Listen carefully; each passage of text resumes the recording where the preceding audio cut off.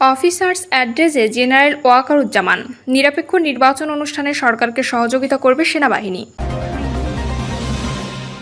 PR পদ্ধতিতে নির্বাচনের পক্ষে নয় বিএনপি, বলছেন ফখরুল। এই জামিনের সঙ্গে আইন মন্ত্রণালয়ের কোনো সম্পর্ক নেই, বলছেন আসিফ নজরুল। এবং সর্বশেষ জানাবো রাশেদ খানের পোস্ট, হাসিনাকে ডাকসুর আজীবন সদস্য করার প্রস্তাবে ভেটো দেওয়া শুরু হয় একের পর এক হামলা।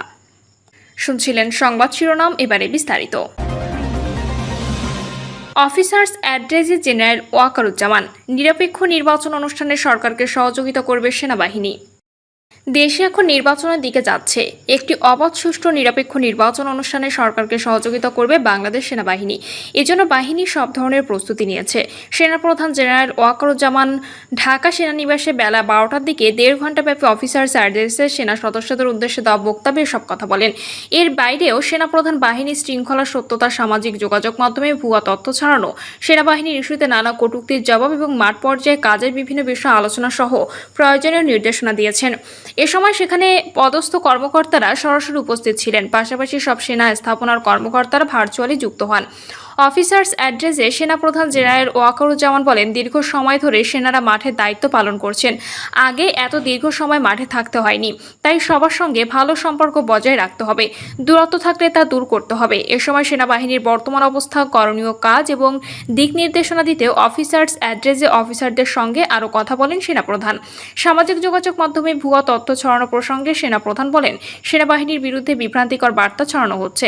এসব থেকে বিভ্রান্ত হওয়া যাবে না, সতর্ক থাকতে হবে যাতে কেউ ভুয়া তথ্য ছড়িয়ে সেনাবাহিনীর ভাবমূর্তি নষ্ট করতে না পারে। সেনা সদস্যদের উদ্দেশ্য করে তিনি আরও বলেন, দেশের মানুষ এখন সেনা সদস্যদের দিকে তাকিয়ে আছে।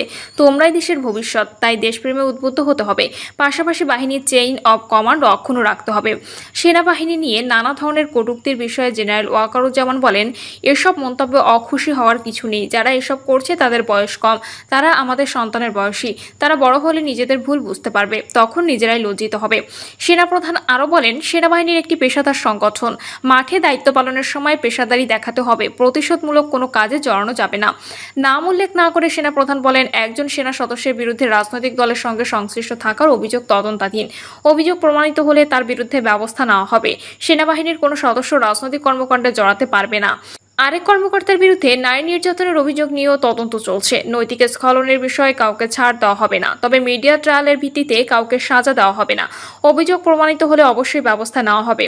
সেনাপ্রধান অফিসার্স অ্যাড্রেসে ঊর্ধ্বতন কর্মকর্তাদের উদ্দেশ্যে বলেন, একজন সেনা কর্মকর্তাকে গড়ে তুলতে রাষ্ট্র বিপুল অর্থ ব্যয় করে, তাই কেউ যাতে অপরাধে জড়াতে না পারে সে বিষয়ে আগেভাগেই খেয়াল রাখতে হবে।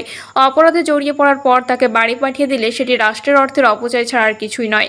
এর আগে 21শে মে অফিসার্স অ্যাড্রেস ডাকেন জেনারেল ওয়াকারুজ্জামান। সেখানে জাতীয় নির্বাচন ছাড়াও সমসাময়িক বিভিন্ন বিষয় উঠে আসে।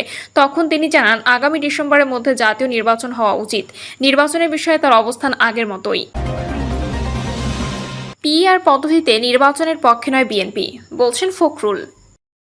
আনুপাতিক প্রতিনিধিত্ব বা পিআর পদ্ধতিতে নির্বাচনের পক্ষে নয় বিএনপি, এমন মন্তব্য করেছেন দলটির মহাসচিব মির্জা ফখরুল ইসলাম আলমগীর। থাইল্যান্ডে 7 দিনের চিকিৎসা শেষে সন্ধ্যা 6টার দেশে ফিরে এ মন্তব্য করেন বিএনপি মহাসচিব। শাহজালাল আন্তর্জাতিক বিমানবন্দরে পৌঁছে সাংবাদিকদের সঙ্গে আলাপকালে মির্জা ফখরুল বলেন, রাজনৈতিক ও অর্থনৈতিক মুক্তির জন্য জাতীয় নির্বাচনের কোনো বিকল্প নেই। দেশের মানুষ নির্বাচন চায়। সংকট নিরসনের একমাত্র পথ দ্রুত নির্বাচন।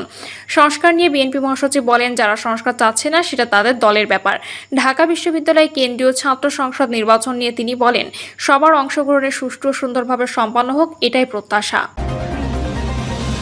এই জামিনের সঙ্গে আইন মন্ত্রণালয়ের কোনো সম্পর্ক নেই, বলছেন আসিফ নজরুল। জুলাই গণঅভ্যুত্থানের হত্যা মামলা আসামি পুলিশ বাহিনীর এক সদস্যকে জামিন দিয়েছেন হাইকোর্ট। এই জামিনের সঙ্গে আইন মন্ত্রণালয়ের কোনো সম্পর্ক নেই বলে জানিয়েছেন আইন, বিচার ও সংসদ বিষয়ক উপদেষ্টা অধ্যাপক আসিফ নজরুল। দুপুরে নিজের ভেরিফাইড ফেসবুক আইডিতে দেওয়া এক পোস্টে তিনি কথা বলেন। আসিফ নজরুল বলেন, জুলাই হত্যাকাণ্ডে শহীদ পরিবারের করা একটি মামলায় হাইকোর্ট পুলিশ বাহিনীর একজন সদস্যকে জামিন দিয়েছেন। এটি নিয়ে শহীদ পরিবারের সদস্যরা স্বাভাবিক কারণে ক্ষুব্ধ হয়েছেন, তবে এই জামিনের সঙ্গে আইন মন্ত্রণালয়ের কোনো সম্পর্ক নেই। তিনি বলেন, হাইকোর্ট দেশের উচ্চ আদালত। হাইকোর্ট বা উচ্চ আদালত আইন মন্ত্রণালয়ের এখতিয়ারের অধীনে নয়। তিনি আরও বলেন, হাইকোর্ট উচ্চ আদালত হলেও তার সিদ্ধান্ত প্রশ্নের ঊর্ধ্বে নয়। অ্যাটর্নি জেনারেলের অফিস থেকে উপরোক্ত জামিনাদেশের বিরুদ্ধে তাই আপিল করা হয়েছে। আগামীকালই এ বিষয়ে সিদ্ধান্ত হতে পারে। জামিন বাতিল হলে পুলিশ ওই আসামিকে গ্রেপ্তার করবে। এদিকে জুলাই হত্যা মামলার আসামির জামিন হওয়ায় আজ সচিবালয় ও প্রেস ক্লাব এলাকায় বিক্ষোভ করেছে নিহত ও আহতদের স্বজনরা। সেখানে তারা আসিফ নজরুলের পদত্যাগ দাবি করেন। রাশেদ খানের পোস্ট, হাসিনাকে ডাকসুর আজীবন সদস্য করার প্রস্তাবে ভেটো দেওয়া শুরু হয় একের পর এক হামলা। ঢাকা বিশ্ববিদ্যালয়ের কেন্দ্রীয় ছাত্র সংসদের নির্বাচন ঘিরে জমজমাট ক্যাম্পাস, বিভিন্ন সংগঠনের প্রার্থীদের পদচারণায় মুখর মধুর ক্যান্টিন। ডাকসু নির্বাচনকে কেন্দ্র করে আলোচনা এসেছে 2029 সালের সর্বশেষ নির্বাচন ও নির্বাচন পরবর্তী নানা ঘটনা। সেবার ডাকসুতে ভিপি পদে নির্বাচিত হয়েছিলেন তৎকালীন ছাত্র অধিকার পরিষদের নেতা নুরুল হক নূর। বেশিরভাগ পদে ছাত্রলীগকে জয়ী ঘোষণা করা হয়। ওই সংসদে শেখ হাসিনাকে ডাকসুর আজীবন সদস্য করার প্রস্তাব ওঠে। এতে ভেটো দেন ছাত্র অধিকার পরিষদের দুই প্রতিনিধি নুরুল হক নূর ও আক্তার হোসেন। হাসিনাকে আজীবন সদস্য করার প্রস্তাবটি করেছিলেন শামসুন নাহার হলের ভিপি শেখ তাসনিম আফরোজিমি। তিনি এবার ডাকসুর ভিপি পদে মনোনয়ন সংগ্রহ করেছেন। হাসিনাকে আজীবন সদস্য দেখতে চাওয়া ইমির ডাকসুতে প্রতিদ্বন্দ্বিতা নিয়ে তোলপাড় শুরু হয়েছে রাজনৈতিক অঙ্গনে। এ বিষয়ে সামাজিক যোগাযোগ মাধ্যমে পোস্ট করেছেন গণ অধিকার পরিষদের সাধারণ সম্পাদক রাশেদ খান, যিনি সবশেষ ডাকসু নির্বাচনে প্রতিদ্বন্দ্বিতা করেন। রাশেদ খান লেখেন, ডাকসুতে আলোচনা করে সিদ্ধান্ত নিল শেখ হাসিনাকে ডাকসুর আজীবন সদস্য করতে হবে। সাবেক ভিপি নুরুল হক নূর ও সাবেক সমাজসেবা সম্পাদক আক্তার হোসেন মিটিংয়ে উপস্থিত হওয়ার আগে আমরা ছাত্র অধিকার পরিষদের নেতারা মিটিং করে সিদ্ধান্ত নিলাম হাসিনাকে আজীবন সদস্য করা যাবে না। মিটিংয়ে উপস্থিত হয়ে নুরুল হক নূর ও আক্তার হোসেন শেখ হাসিনাকে আজীবন সদস্য করার প্রশ্নে ভেটো দিল। শেখ হাসিনার এই অসম্মান শেখ হাসিনা ও তার ছাত্রলীগের সন্তানেরা মানতে পারেননি। প্রতিশোধ নিতে করেছে একের পর এক হামলা। 2019 সালে ডাকসু মূলত ছাত্রলীগের প্যানেল দখল করেছিল।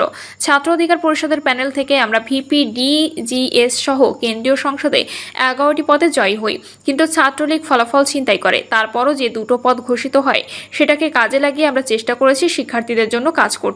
2019 সালে ডাকসু নির্বাচনের মাধ্যমে হাসিনার পতনের বীজ বপন হয়। সেখান থেকে আমাদের আনুষ্ঠানিক ছাত্র রাজনীতি শুরু। 2018 সালে কোটা সংস্কার আন্দোলন। 2019 সালে ডাকসু নির্বাচনের সঙ্গে যারা প্রত্যক্ষ ও পরোক্ষভাবে সম্পৃক্ত তারাই এই প্রজন্মের প্রতিনিধি হিসেবে জাতিকে গণঅভ্যুত্থান উপহার দিয়েছে। প্রসঙ্গত 2019 সালে সর্বশেষ ডাকসু নির্বাচন শামসুন নাহার হলের ভিপি নির্বাচিত হয়েছিলেন শেখ তাসনিম আফরোজিমি। সেবার স্বতন্ত্র প্যানেল থেকে নির্বাচিত হয়েছিলেন তিনি। এবার সেই ইমি বাম গণতান্ত্রিক জোট থেকে ডাকসুতে প্রতিদ্বন্দ্বিতা করছেন ভিপি পদে। তবে এবার ইমির একটি বিতর্কিত বক্তব্য সামাজিক যোগাযোগ মাধ্যমে প্রকাশ পেয়েছে। 2019 সালে ডাকসুতে নির্বাচিত হওয়ার পর ইমি এক টকশোতে জানিয়েছিলেন, পতিত স্বৈরাচার তৎকালীন প্রধানমন্ত্রী শেখ হাসিনাকে আজীবন ডাকসু সদস্য হিসেবে দেখতে চাওয়ার কথা। সেবার এই প্রস্তাব উত্থাপিত হওয়ার পর থেকেই এর বিরোধিতা করে আসছিলেন তৎকালীন ডাকসু ভিপি নুরুল হক নূর। তবে ইমি নূরের বিরোধিতা করে সায় দিয়েছিলেন হাসিনার আজীবন সদস্য হওয়ার পক্ষে। একটি বেসরকারি টিভি টক শোতে এ বিষয়ে কথা বলেন ইমি। সেখানে তিনি ছাড়াও হাজির ছিলেন নুরুল হক নূর ও তৎকালীন সাধারণ সম্পাদক গোলাম রাব্বানী।